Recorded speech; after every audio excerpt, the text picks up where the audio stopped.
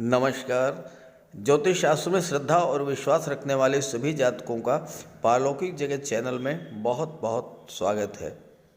आप लोगों के लगातार अनुरोध किए जाने पर मैंने अपना व्हाट्सएप नंबर आपको शेयर कर दिया है।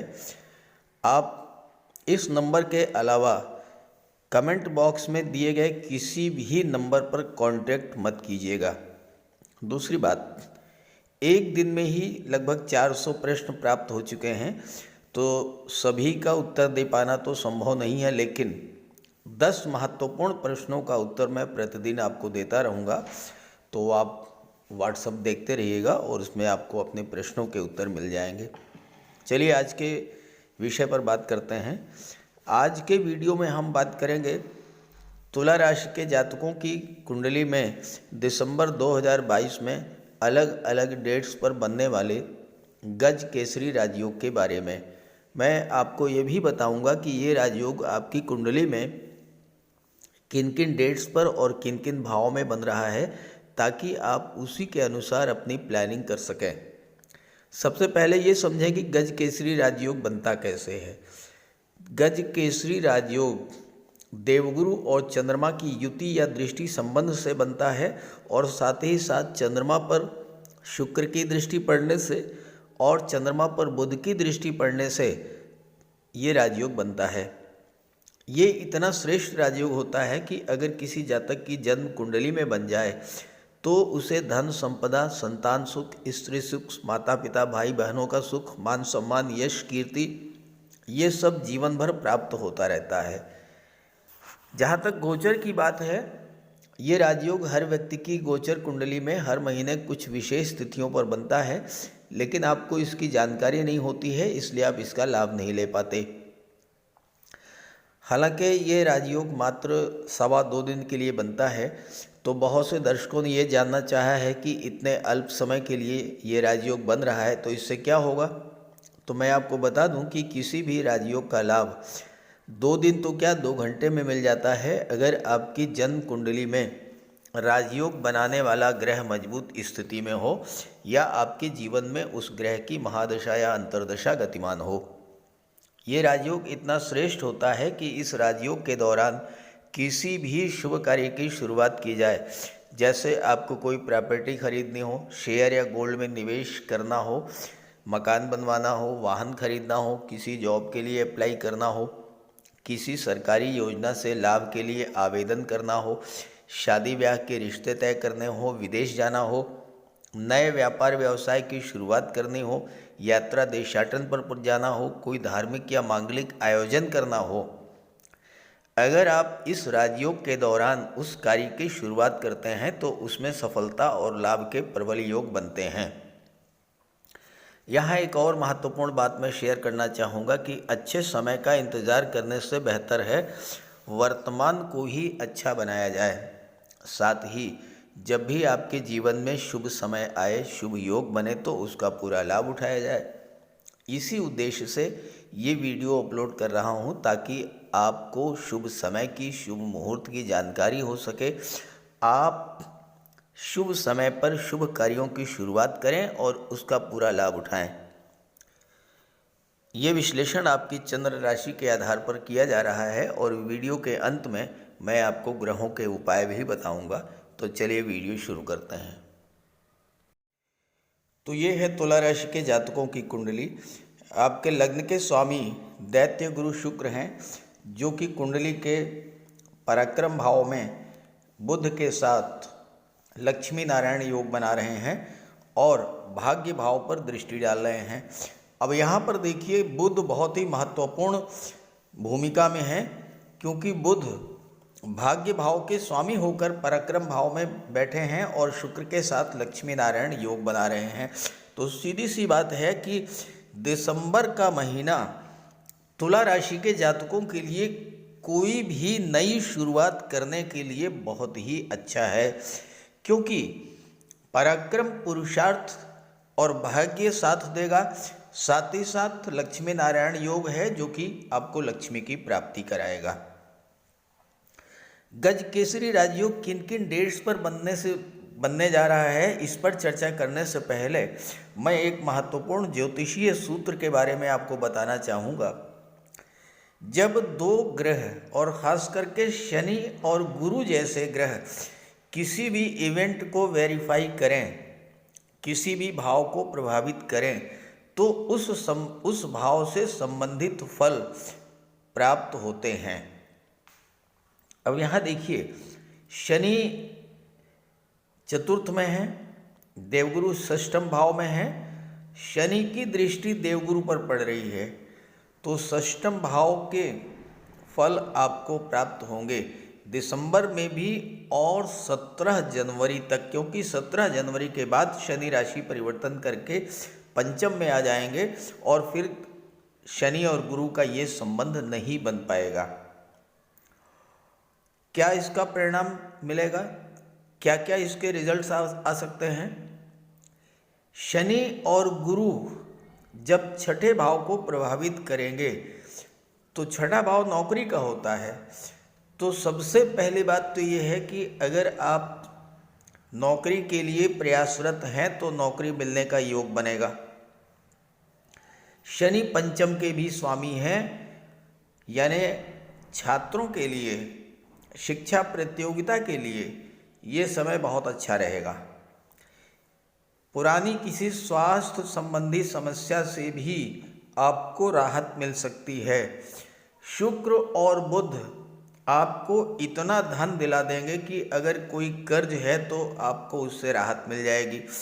अगर आप सर्विस सेक्टर से जुड़े हैं, सेवा क्षेत्र से जुड़े हैं, तो आपके विदेश जाने का प्रबल योग बनेगा। हायर एजुकेशन के लिए भी आप विदेश जा सकते हैं।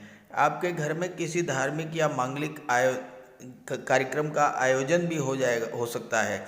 धर्म और अध्यात्म से आपका जुड़ाव बढ़ेगा और सबसे बड़ी बात यह है कि खर्चों में कमी आएगी और धन का संचय होगा। शनि की सप्तम दृष्टि दशम पर पड़ेगी और गुरु की पंचम दृष्टि दशम पर पड़ेगी, तो दशम भाव से संबंधित फल भी प्राप्त होंगे। अब आप किसी भी जॉब से जुड़े हुए हैं, किसी भी कार्य से जुड़े हुए हैं, चाहे आप गवर्नमेंट सेक्टर में हो, प्राइवेट सेक्टर में हो, व्यापार व्यवसाय में हो, हर क्षेत्र में आपको उन्नति देखने को मिलेगी। आपके सपने पूरे होंगे।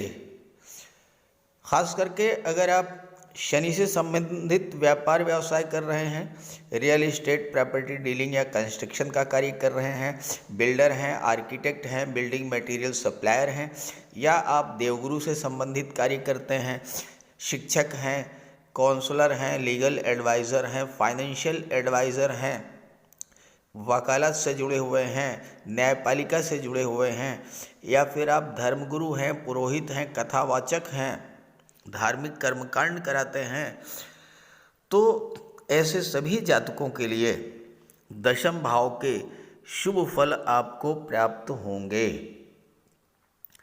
नौकरी में प्रमोशन मिल सकता है, वेतन वृद्धि मिल सकती है, मनचाही जगह पर आपका ट्रांसफ़र भी हो सकता है। अब आइए बात कर लेते हैं गज केसरी राजयोग किन किन डेट्स पर किन किन भाव में बनने जा रहा है।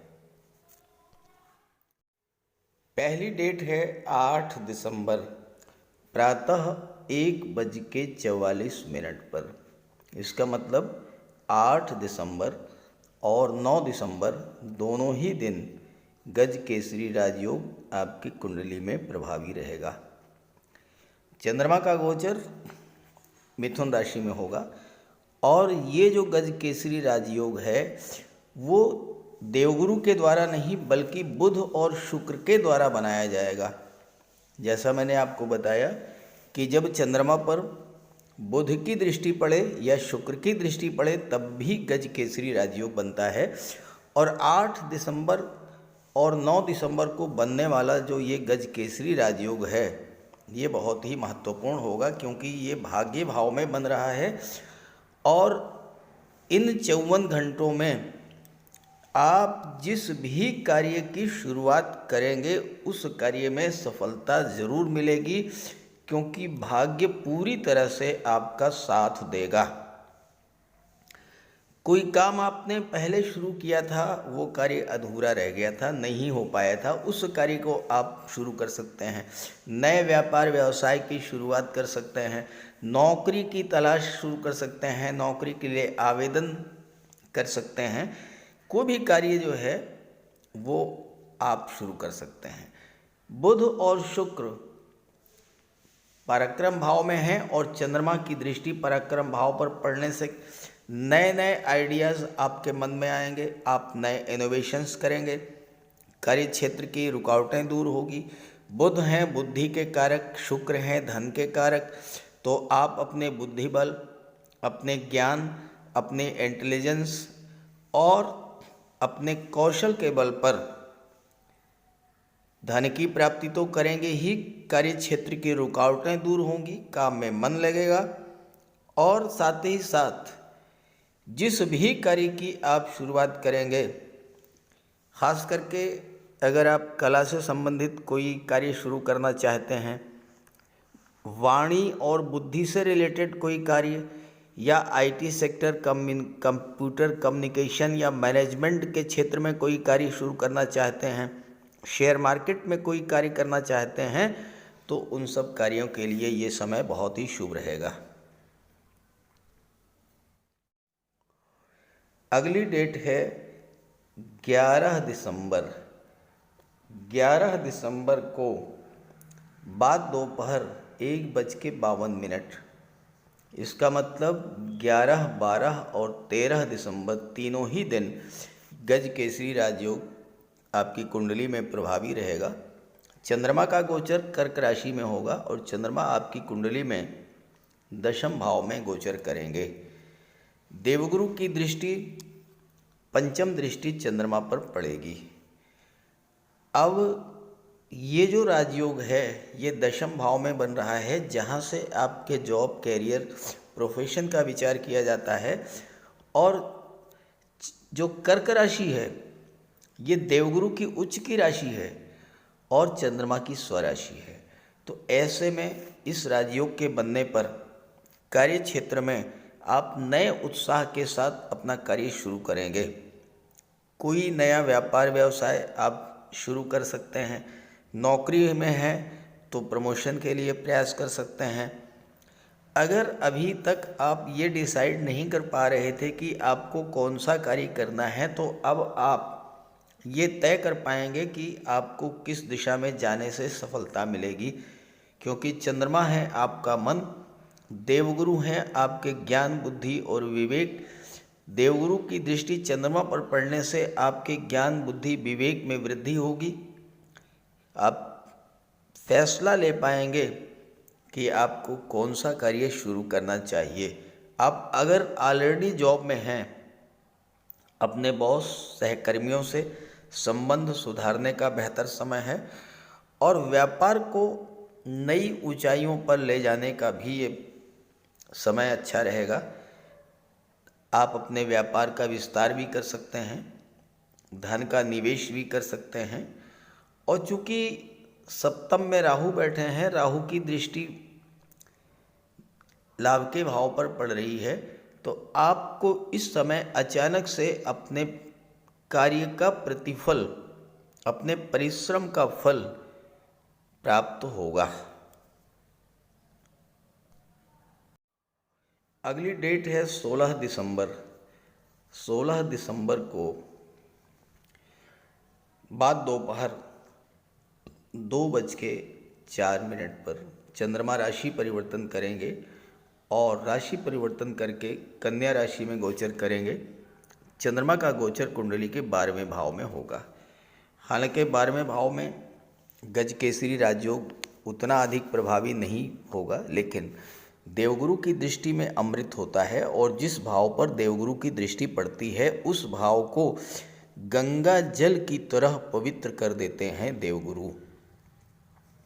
12वां भाव विदेश का है, तो आप विदेश से संबंधित कोई भी कार्य शुरू करना चाहते थे तो आप कर सकते हैं। 16, 17 और 18 दिसंबर यानी 16 दिसंबर को 2:04 से अगले 2.25 दिन, अगले 54 घंटों तक आप विदेश से संबंधित कोई भी कार्य शुरू करेंगे, सफलता मिलेगी। पासपोर्ट वीज़ा के लिए अप्लाई कर सकते हैं। किसी व्यापारिक डील को आप फाइनल कर सकते हैं। किसी स्कॉलरशिप के लिए अप्लाई कर सकते हैं।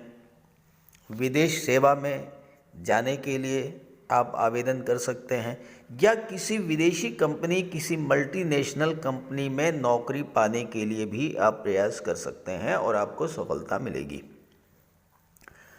12वां भाव धर्म, अध्यात्म और मोक्ष का होता है।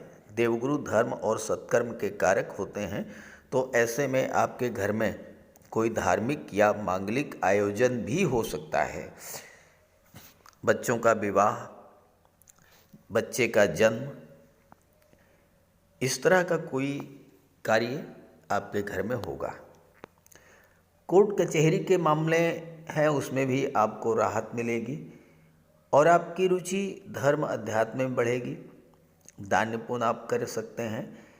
और इस समय आप 16, 17 और 18 दिसंबर में आप कुछ ना करें, किसी अनाथालय में या किसी वृद्धाश्रम में, कुष्ठ आश्रम में या अस्पताल में जा कर के थोड़ा समय दीजिए। उन लोगों के पास कुछ देर बैठिए, कुछ मत करिए। उनके दुख दर्द को समझने का प्रयास कीजिए, बांटने का प्रयास करिए। यही बहुत बड़ी आपकी सेवा होगी, क्योंकि देवगुरु छठे भाव में बैठे हैं, जो कि सेवा का भाव होता है, और 12वां भाव जो है वो अस्पताल का होता है। तो आप जाएं और थोड़ा सा समय बिताएं और देखिए कि कितना अच्छा रिजल्ट आपको मिलेगा।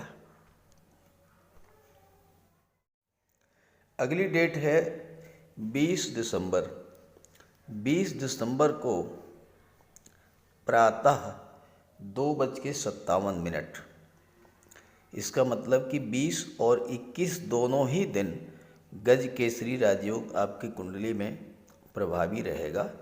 चंद्रमा का गोचर वृश्चिक राशि में होगा और देवगुरु की नवम दृष्टि चंद्रमा पर पड़ेगी। बहुत ही महत्वपूर्ण भाव में ये गज केसरी राजयोग बन रहा है। कुंडली का दूसरा भाव जो कि धन का भाव होता है, तो आपकी स्वाभाविक सी रुचि धन के संचय की ओर प्रवृत्त होगी। साथ ही साथ निवेश करने के लिए भी ये समय बहुत बेहतर रहेगा। गोल्ड में, शेयर में, प्रॉपर्टी में आप निवेश भी कर सकते हैं। दूसरा भाव परिवार का भी होता है। परिवार में किसी तरह की कोई तनाव की स्थिति थी, कलह का वातावरण किसी बिंदु पर था, या प्रॉपर्टी को लेकर कोई विवाद था, तो चूंकि इस समय चंद्रमा अत्यंत शुभ, सौम्य और शीतल ग्रह हैं, देवगुरु की दृष्टि चंद्रमा पर पड़ेगी, आपके ज्ञान, बुद्धि, विवेक में वृद्धि होगी। आप मिल बैठ करके शांति से उस समस्या का समाधान निकाल लेंगे। चंद्रमा की दृष्टि अष्टम भाव पर पड़ेगी और चंद्रमा गज केसरी राजयोग बना रहे हैं, तो आपको गुप्त धन की प्राप्ति करा देंगे। ऐसा पैसा जो कि बिना किसी परिश्रम के आपको मिल जाए। कोई पैतृक संपत्ति मिल सकती है, वसीयत या विरासत से धन मिल सकता है, लॉटरी या इंश्योरेंस के क्षेत्र से, या फिर आपका विवाह हो और ससुराल पक्ष से धन की प्राप्ति हो, या आप रिटायर्ड गवर्नमेंट सर्वेंट रहे हैं, आपकी पेंशन शुरू हो जाए, आपको बीमे का पैसा मिल जाए, आपको फंड का पैसा मिल जाए, ग्रेच्युटी मिल जाए, इस तरह के लाभ आपको प्राप्त होंगे। साथ ही साथ आपका झुकाव ज्योतिष और तंत्र मंत्र की ओर हो सकता है। कोई बीमा पॉलिसी आप ले सकते हैं, बीमा एजेंट या शेयर ब्रोकर के रूप में आप कार्य शुरू कर सकते हैं। चूँकि अष्टम के स्वामी शनि होते हैं, अष्टम के कारक होते हैं शनि, तो आप रियल एस्टेट से जुड़ सकते हैं, प्रॉपर्टी डीलिंग का कार्य शुरू कर सकते हैं, केमिकल प्रोडक्ट्स या मेटल्स का काम शुरू कर सकते हैं, ट्रांसपोर्ट का काम शुरू कर सकते हैं। इस तरह के कार्य अगर आप करेंगे तो आपको लाभ और सफलता दोनों मिलेगी। अगली डेट और अंतिम डेट है 28 दिसंबर 28 दिसंबर को प्रातः 5:55 पर चंद्रमा का गोचर मीन राशि में होगा और चंद्रमा आपके कुंडली में छठे भाव में देवगुरु के साथ गोचर करेंगे। गज केसरी राजयोग बना। अब इसका प्रभाव वही होगा जो मैंने आपसे शुरू में बताया है, इसलिए रिपीट नहीं करूँगा। यहाँ पर मैं आपसे एक बात कहना चाहूँगा कि अगर आप की कुंडली में देवगुरु, चंद्रमा, बुध, शुक्र या राहु केतु कोई भी कमज़ोर स्थिति में हो तो उनका उपाय जरूर करें। साथ ही आपके जीवन में जिस ग्रह की महादशा या अंतर्दशा गतिमान हो उसका भी उपाय जरूर करें। तो चलिए बात करते हैं उपायों पर। किसी भी जातक की कुंडली में बनने वाले राजयोगों का संपूर्ण लाभ उसे तब मिल पाता है जब राजयोग बनाने वाले ग्रह कुंडली में मजबूत स्थिति में हों। और ज्योतिष शास्त्र में ग्रहों को बल प्रदान करने के लिए उपायों की व्यवस्था की गई है। तो अगर आपकी जन्म कुंडली में राजयोग बनाने वाले ग्रह कमज़ोर स्थिति में हैं, अंश बल से कमज़ोर हैं, तो ग्रहों का उपाय ज़रूर कीजिए। इससे ग्रहों को बल प्राप्त होगा और आपको राजयोग का संपूर्ण लाभ प्राप्त हो पाएगा। सबसे पहले मंगल की बात करते हैं। इसके लिए बजरंगबली की उपासना कीजिए, हनुमान जी की आराधना कीजिए,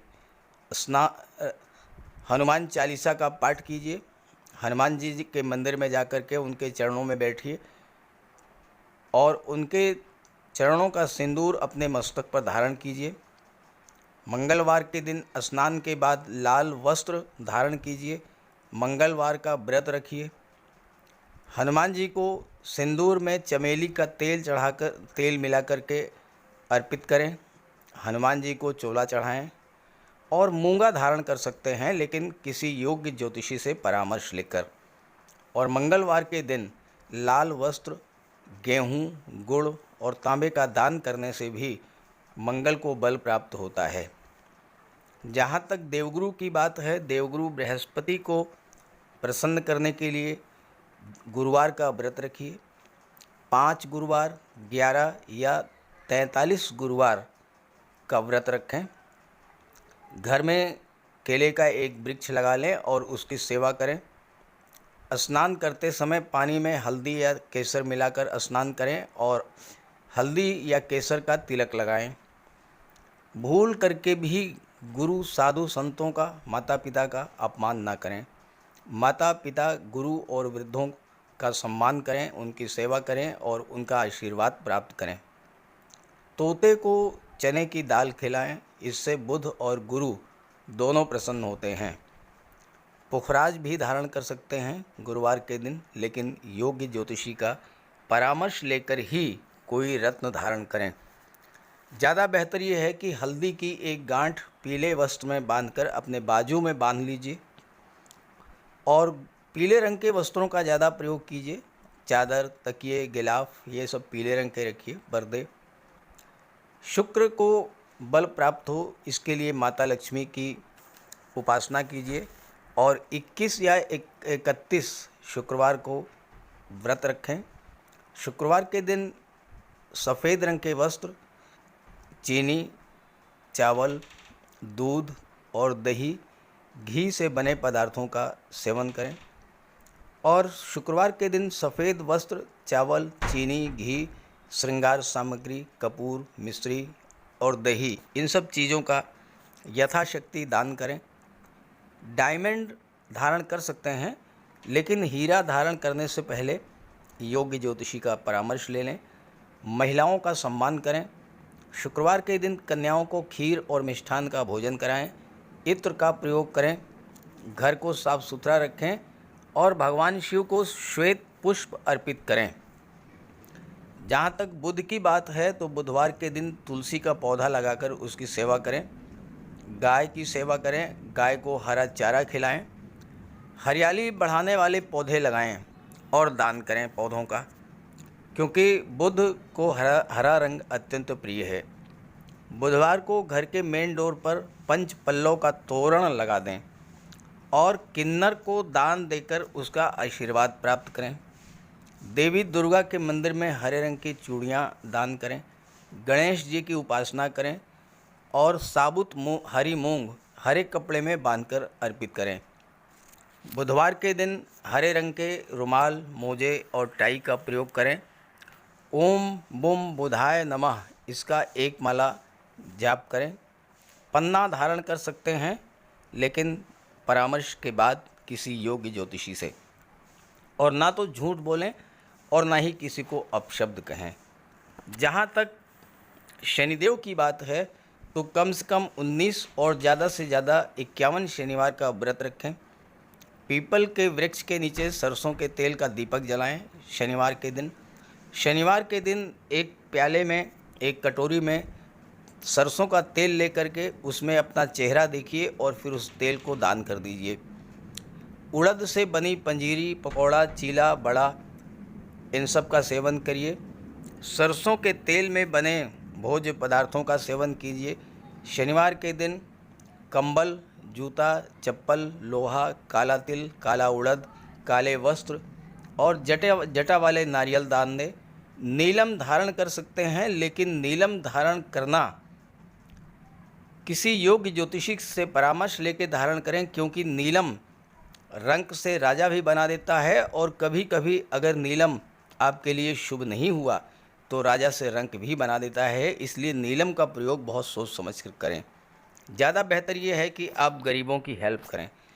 कोई भी गरीब, लाचार, असहाय, दिव्यांग व्यक्ति आपके पास आता है, मदद कीजिए यथासंभव और किसी भी गरीब व्यक्ति को कष्ट ना दें। साथ ही साथ ऐसे कार्य ना करें जो कि शनिदेव को पसंद नहीं है। शनिदेव को छल, कपट, झूठ, फरेब, बेईमानी, आलस्य ये सब पसंद नहीं है, तो ऐसे कार्य मत कीजिए। और शनिदेव को अनुशासन, परिश्रम, मेहनत, ईमानदारी और सच्चाई ये पसंद है, तो ये आप अपने अंदर इन गुणों को विकसित करें, शनिदेव प्रसन्न होंगे। तो उपाय ज़रूर कीजिएगा, इससे आपको लाभ होगा। नमस्कार।